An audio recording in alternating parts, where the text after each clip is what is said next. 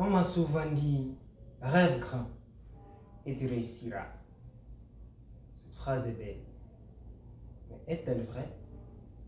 Je ne le pense pas. Pour le comprendre, résumons ensemble l'histoire d'Icare.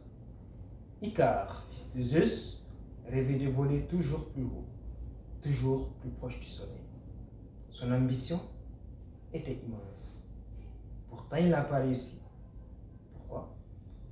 Parce que son rêve était intense, soit peu démesuré. Et son échec nous enseigne une chose essentielle. Ce n'est pas la grandeur d'un rêve qui garantit sa réussite. Si c'était le cas, tout ce que rêve grand réussirait. Or, ce n'est pas la réalité. Beaucoup rêvent d'être riches, célèbres ou puissants, mais seuls quelques-uns atteignent leur objectif. Pourquoi d'après vous? Parce que la réussite ne récompense pas la taille d'un rêve, elle récompense la manière dont ce rêve est construit. Par exemple, si aujourd'hui je décide que je serai plus riche qu'Elon Musk d'ici demain, ce n'est plus un rêve, c'est une illusion. Ou si je dis que je serai le meilleur footballeur du monde sans jamais m'entraîner, ce n'est pas de l'ambition, c'est un fantasme. Un rêve qui ignore la réalité finit souvent par nous éloigner de la réussite au lieu de nous en rapprocher.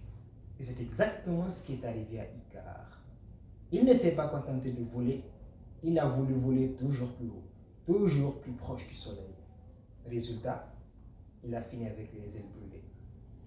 Je ne dis pas qu'il faut cesser de rêver, non.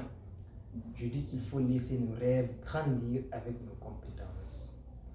L'enfant qui apprend à marcher ne rêve pas de courir un marathon le premier jour. Il fait un pas, puis un autre. Et un jour, il court. Le problème n'est donc pas de rêver grand. Le problème est de croire que rêver grand suffit pour réussir. Et je tiens à préciser que je le dis par expérience personnelle. Parce que si rêver grand garantissait à 100% la réussite, le monde serait déjà rempli de millionnaires, de magnates du pétrole, de champions du monde et de présidents en tout genre.